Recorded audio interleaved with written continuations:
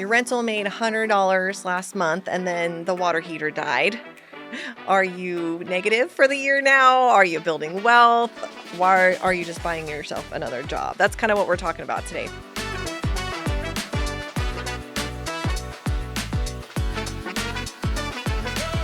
We get so many, These are questions we've received. landlords that are just like, hey, I'm negative now, or I barely have been scraping by month to month, and I have a big cost expense. One of the questions we had that got sent to us was talking about how they bought their starter home in Allen in 2020. That was back when interest rates were great, prices maybe hadn't jumped up yet.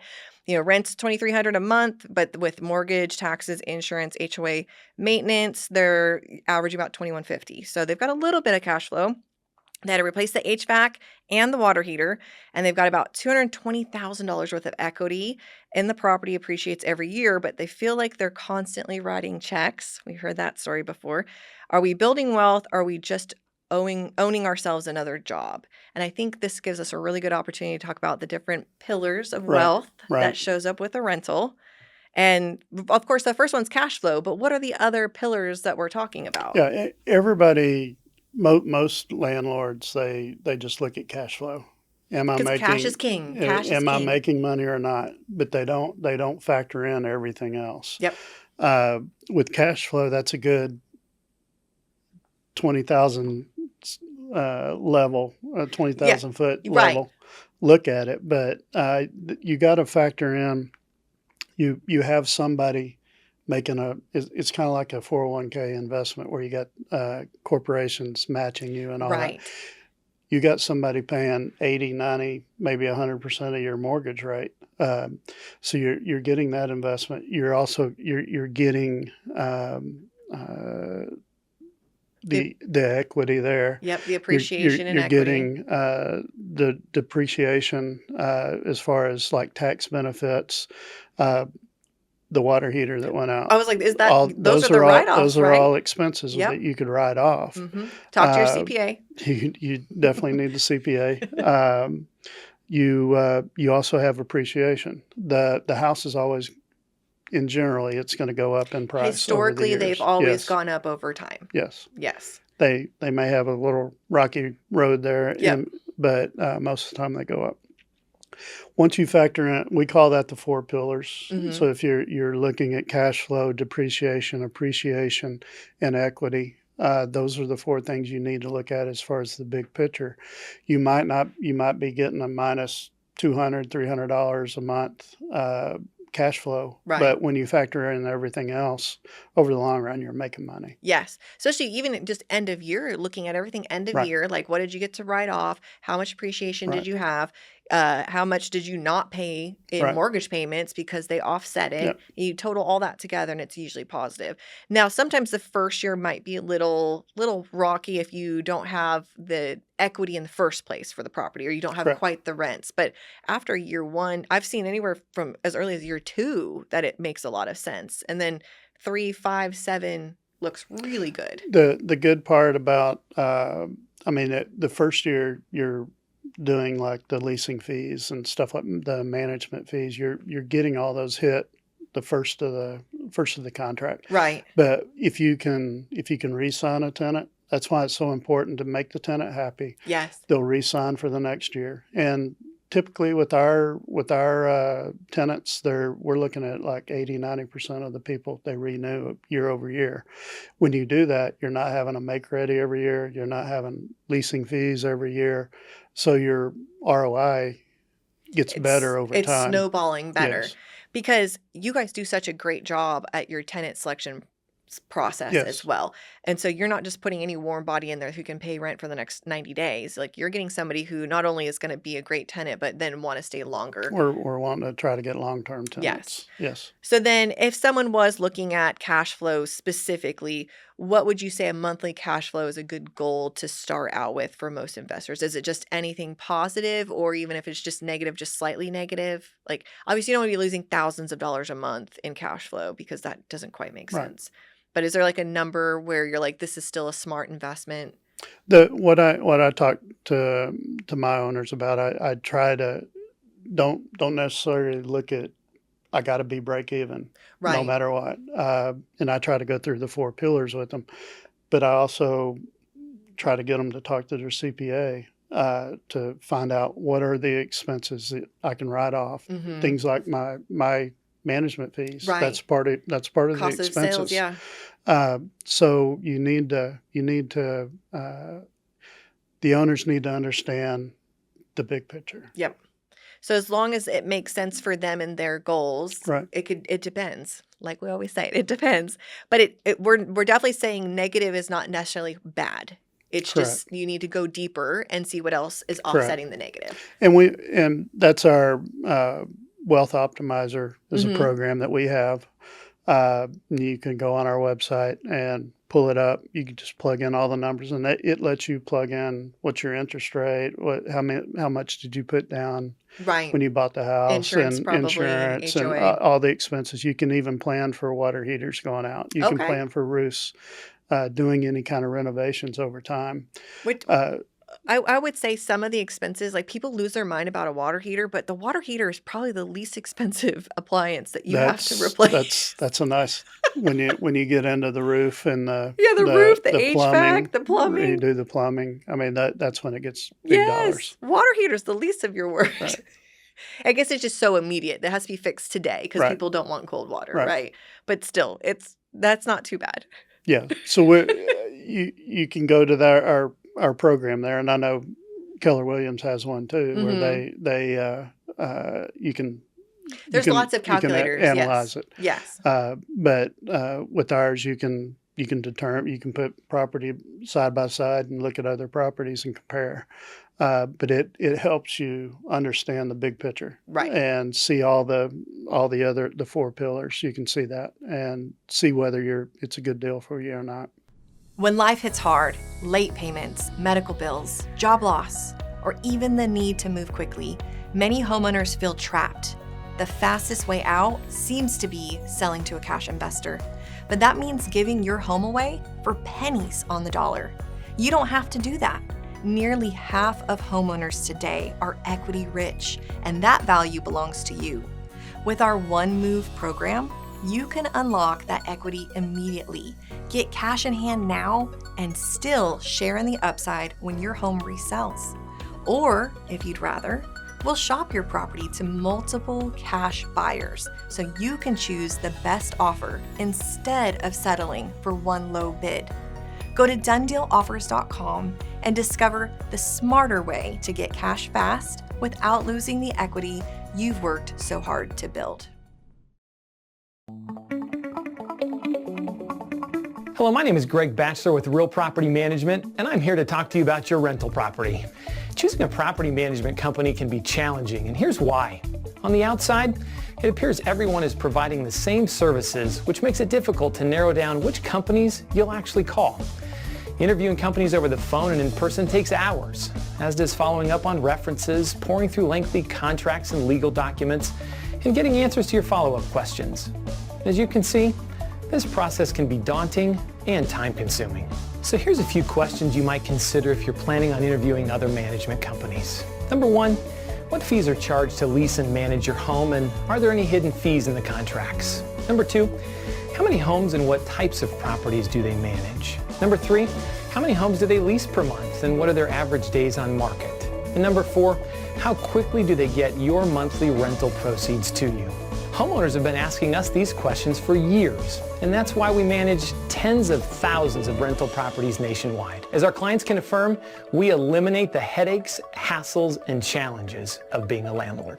So you now have a choice to make. You can spin your wheels, interviewing, researching, and pouring through hundreds of pages of legal documents with several companies, or you can hire the done-for-you, no headaches, no hassles, guaranteed services of Real Property Management. We know how stressful leasing and managing a home can be, and we know it takes a large, dedicated staff to manage your home effectively. We currently have tens of thousands of property owners who rest easy every night, knowing their properties are being professionally managed 24/7, 365 days a year.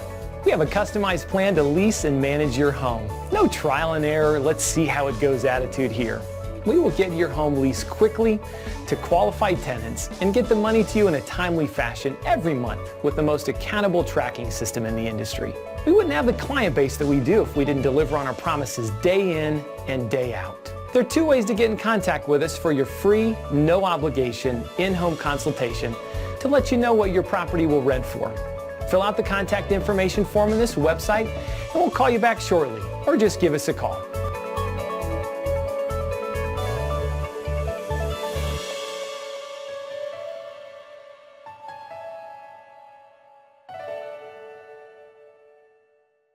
What are the things are owners forgetting to calculate when they're doing their initial off the top expenses that you notice? Uh, I would say something along the lines of I think it's management fees for sure because they think they're going to do it on their own. right, And then they need to add it in later because they realize they can't do it on their own or don't want to do it on their own. right. So I think even if off the bat, if you're not intending to have a property manager, you should still price it out just in case because the likelihood of you realizing you don't want to do this anymore is probably pretty high. Well, the good thing about our program, keep going back to the program. Mhm. You can say in 3 years we're going to redo the roof. In 3 years we want to put a sprinkler system in. Okay. Or next year we want to put in granite cabinets. You can or granite countertops. You can plan for renovations, And they'll have you like set aside a budget. it'll show you over time and let you budget things.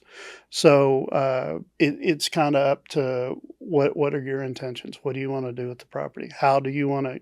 We have some owners that there's no roof problem until we get a call that there's a water stain in the ceiling, Yes. and they don't want to do anything until then. Right. Which is that's one business plan that other owners every year they have us do a roof inspection. Mhm. And Well, they should try to do always preventative maintenance. at least have the budget of their deductible. Right. At least considering that, because then from that point, most major things, you're at least going to be paying your deductible. So if you don't have that set aside for those sort of emergencies that could pop up overnight, you're kind of in trouble. With the hailstorms we get in Texas, Yes. you better prepare for that. Right, 100%. And a lot of times I don't even think they realize how to even know what their deductible is Right. because they just they go online, they pick up the cheapest product out there and they go, here's what I have, instead of talking to a true insurance agent that doesn't make money unless you make money type of The business. time when you file a claim is not the time to find out what your deductible is because you will get hit hard. Right, 100%. I've seen 4% deductibles on some Mhm. people. Like that's insanity, complete insanity. Let's transition a little bit. Like why people keep rentals. A lot of times, they don't know what else to do with a rental property, right? So they're like, we're gonna just keep renting it out, but it's not making any money. But they don't know what else to do. So like we're switching gears. So if they were making money, we got that figured out. But what if they're truly not making any money? Why would they continue to keep holding on to the rental property? We have some owners that they have kids going through school, Okay. and they think this is where they're going to go to college. So we're going to keep the property until they get in it. They can live there while they're going to Mhm. college, and then we'll determine what we want to do after that. Yep. Or the scenario, we got the house because the kid was going to go there. They changed their mind, so now we're going to rent it out until we can figure out what Yes. we want to do. Yes.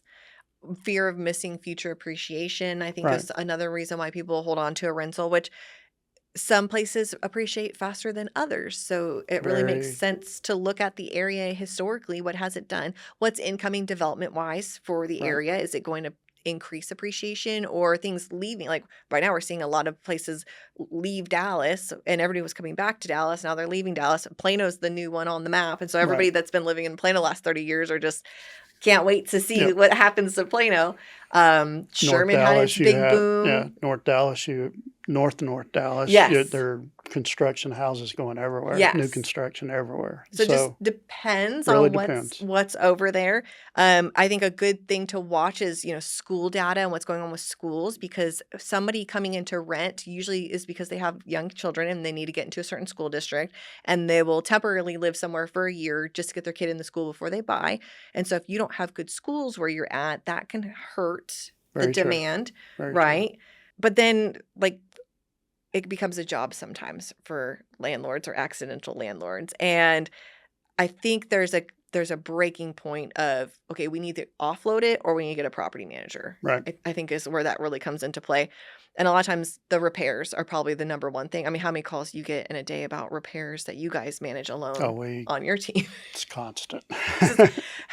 What's the number one thing you think you get calls for repairs?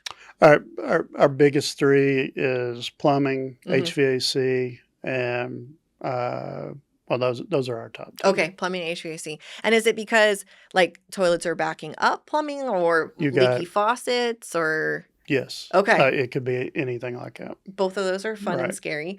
HVAC, it just stops working. HVAC, usually it's at the first of season changes. Like right Yes. now with summer coming on, all the capacitors are going out. Yes. So we're replacing a lot of capacitors. And Roy, we had a HVAC podcast Yep. earlier, and he told you everything there is about HVAC stuff. So we have those problems. We also had Julian come on and do the plumbing issues. Yes.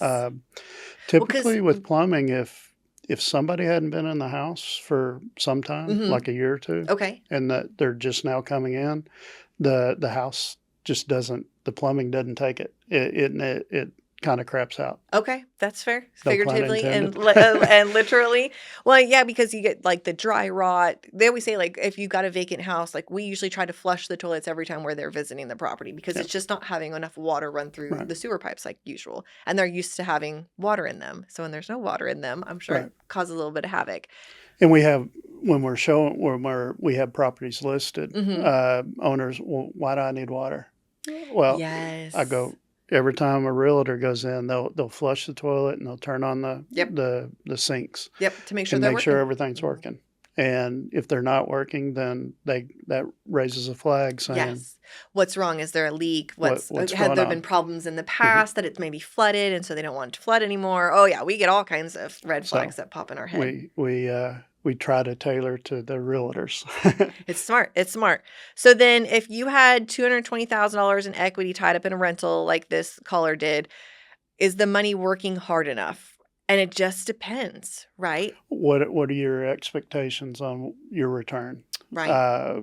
Long term, is it long term, or if you're looking at short term, maybe it's not the best thing. But if Right. it's a long term deal, it probably is. And there's options where you can take that money out in equity and go buy the next rental Oh, yeah. property if you want to, or you can go pay for student debt, or you can do things with it, but you don't necessarily have to offload the house to actualize that equity. Our investors, they'll use the equity on one property to go buy another Yep. property, And they and just they just daisy chain it domino on. it, Mhm.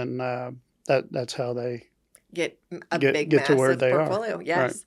I think what happens on my side, on the retail residential side, is that we see those dollar signs in our eyeballs of our clients and they're like, well, I could go take all that money and pay off all my debt Mhm.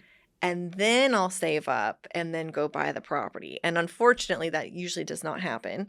And I've The yet to meet timelines don't I've yet to meet a coincide with each financial other. advisor that's ever told me, yes, take your appreciating asset to go pay off a depreciating asset. Like they're like, no, make your money make more money. Like Right. go buy another thing that's making more money and then Right. take that cash flow and pay off your debts. Right. But let those things start working. So a lot of times it breaks my heart a little bit when I see someone have so much equity and then they just take it and spend it on debt and then they're back to where they started and there's nothing working for them anymore. So Right. a lot of good questions around this. If I But knew now if I knew that on all the other houses that I right? owned, Everybody. I would have kept every one of them. Yes, keep every single one and just keep moving on. So if you think your property isn't making money, why should you keep it? Well, there's 4 pillars that we talk about. There's different ways to make money and cash flow and appreciation and depreciation and taxes and all the fun things. And so you may feel like you're not cash flowing every month and you're just drowning in repairs and debts and plumbers and HVAC. Yep. But honestly, once you fix those things, you're just going to continue to appreciate and to keep doing. It's just a little bump in the road, I think, Yep. a lot of times. And the only time it really makes a big difference is when you don't have that savings set up to handle it, and or you get in a tight spot where maybe your life situation changed, and so now you need that money. But I think it's a good question to bring Yeah, up, and it it's always is. a good one to have a conversation with multiple experts, not just us, your CPA, your financial advisor, everybody, to make sure, should you hold on to it and keep going, or should we do something else with the property? Correct.